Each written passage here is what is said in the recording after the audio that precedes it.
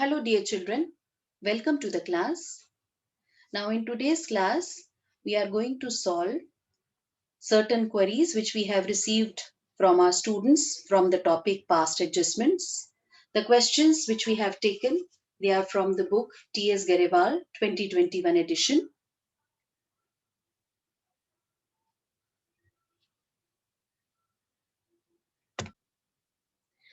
The first question which we are going to take is question number 56. P and Q, they were partners in a firm sharing profit and losses equally. Their fixed capital, which were given, they were 2 lakh and 3 lakh respectively. The partnership deed provided for interest on capital at the rate of 12% per annum. For the year ended 31st March 2016, profits of the firm were distributed without providing interest on capital. Now pass the necessary adjustment entry to rectify the error.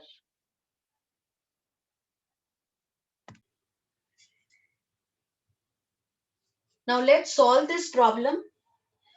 I'll again repeat, this problem is from the chapter Accounting for Partnership Firm Fundamentals from the topic Past Adjustment, solution number 56 from the book T.S. Garewal 2021 edition. Now in this problem, we will prepare first the statement showing the required adjustment, showing the required adjustment. Now हमसे गलती क्या हुई बेटा कि हमने interest on capital partners को नहीं दिया. तो let us provide interest on capital at the rate of 12% per annum. अब बेटा जब हम interest at the rate of 12% per annum देंगे, पी की कैपिटल हमें क्वेश्चन में दे रखा है कि फिक्स कैपिटल पी का 2 लाख है. सो 2 लाख पे 12% अगर हम कैलकुलेट करते हैं तो हमारे पास आ जाता है 24,000 और 24,000 कैपिटल अकाउंट में क्रेडिट हो जाएंगे. Interest on capital firm partner को देती है तो पार्टनर के कैपिटल अकाउंट में क्रेडिट हो जाते हैं. फाइन. एंड जो सेकंड पार्टनर है क्यू की फिक्स कैपिटल हमें क्वेश्चन में 3 लाख दे रखी है. 3 लाख पे 12% 36,000 पार्टनर के कैपिटल अकाउंट में क्रेडिट हो जाएंगे. Then the firm's profit is going to be decreased by this amount 26,000 plus 36,000 which is equal to your 60,000 है ना. अगर हम इंटरेस्ट ऑन कैपिटल देते, इसका मतलब क्या हुआ बेटा कि अगर हम इंटरेस्ट ऑन कैपिटल देते तो फर्म का अवेलेबल प्रॉफिट 60,000 से रिड्यूस हो जाता. और अगर ये 60,000 से रिड्यूस होगा, so this is going to be a, जो पार्टनर का नेट डिविजिबल प्रॉफिट है 60,000 से रिड्यूस होता, so this is going to be a loss for the partner. तो अभी जो अगर हम इंटरेस्ट ऑन कैपिटल देंगे तो 60,000 फर्म में डेबिट हुआ, तो ये जो लॉस है net divisible loss is going to be distributed between the partners in their profit sharing ratio. और profit sharing ratio, so we will say that net divisible loss to be distributed among partners in the profit sharing ratio. और 60,000 को अगर हम divide करते हैं equally, so P's capital account will be debited by 30,000 and Q's capital account will also be debited by 30,000. Fine. अब जब हम आपके कैपिटल अकाउंट्स, अब हम क्लोज करते हैं, स्टेटमेंट को क्लोज करते हैं, तो आप देखिए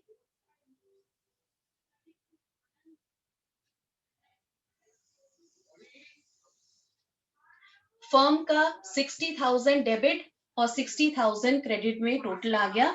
इसका मतलब जितनी सारी हमने एप्रोप्रिएशंस देनी थी, एडजस्टमेंट्स करनी थी, हमने कर दी. So that means all the appropriations or adjustments are done. Fine. Next आ जाते हैं,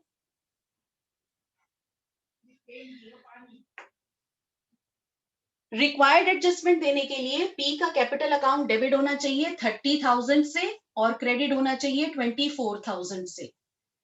तो हमारा नेट इफेक्ट क्या आया?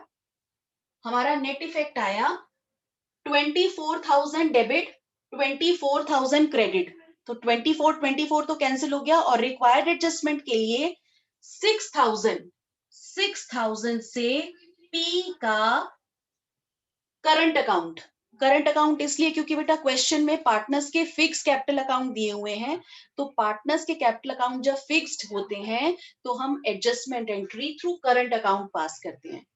तो 6,000 से पी का करंट अकाउंट डेबिट होना चाहिए। अब क्यू के करंट अकाउंट में देखते हैं, क्यू का करंट अकाउंट रिक्वायर्ड एडजस्टमेंट के लिए 30,000 से डेबिट होना चाहिए और 36,000 से क्रेडिट होना चाहिए। तो अब आप देखिए 30,000 डेबिट 30,000 क्रेडिट, 30 तो कैंसिल आउट हो गया। अब और क्या करना बाकी रह गया? रिक्वायर्ड एडजस्टमेंट देने के लिए क्यू के करंट अकाउंट को 6,000 से क्रेडिट करना बाकी रह गया।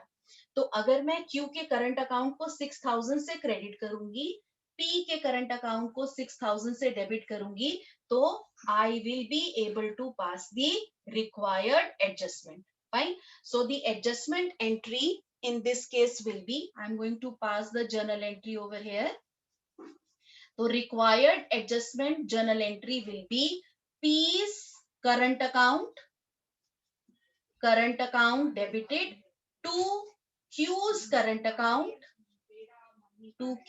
current account with the amount 6,000, and you will write the narration being the required adjustment entry passed, being the required adjustment entry passed, and we will close this with the double line. एक बार दोबारा से repeat कर देती हूँ कि adjustment entry में हम कैसे एडजस्टमेंट एंट्री पास कर रहे हैं। देखिए बेटा, रिक्वायर्ड एडजस्टमेंट देने के लिए मुझे पी के करंट अकाउंट को 30,000 से डेबिट करना चाहिए था और 24,000 से क्रेडिट करना चाहिए। फाइन। सो 24,000 जो भी लोअर अमाउंट होती है ना, 24,000 क्रेडिट और 24,000 डेबिट से 24,000 कैंसिल आउट हो गया, तो क्या करना बाकी रह गया? There difference is 6,000। तो यानी कि पी के करंट अकाउंट को अगर 6,000 से डेबिट कर दूंगी तो the required adjustment entry will be passed, required adjustment will be done. And then Q के करंट अकाउंट में नेट इफेक्ट देने के लिए क्यू के करंट अकाउंट को 30,000 से डेबिट करना चाहिए था और 36,000 से क्रेडिट करना चाहिए था। सो 30,000 डेबिट 30,000 क्रेडिट कैंसिल आउट हो गया। और क्या करना बाकी रह गया? क्यू के करंट अकाउंट को अगर 6,000 से क्रेडिट कर दूंगी तो मेरी रिक्वायर्ड एडजस्टमेंट एंट्री पास हो जाएगी, रिक्वायर्ड एडजस्टमेंट मेरी फुलफिल हो जाएगी। So we are going to pass the required journal entry as P's current account debited to Q's current account 6,000.